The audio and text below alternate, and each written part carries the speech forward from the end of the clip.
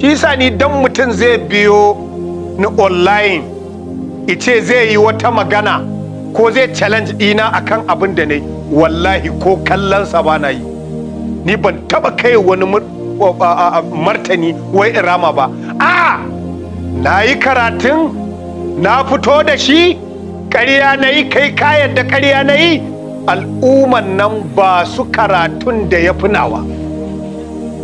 Addawa'u shay'i al-ityanu biriddihi aw biriddiha. Na faɗi magana ba taimaka ba, zo da abin da ya fi nawa kishiyar nawa. Amma an ka ce kada ku yi ƙarya ne, shikenan ku zauna, yana nufin ku zauna ku mutu kar ku warki,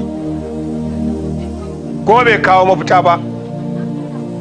Da haka ina so in nuna muku, ko a kan kanku ku da kuke sauraro, kar ku yarda ku ce kada a yi kaza sai an kun kawo wa mutum kishiyar abin da za ku ce ku yi kaza.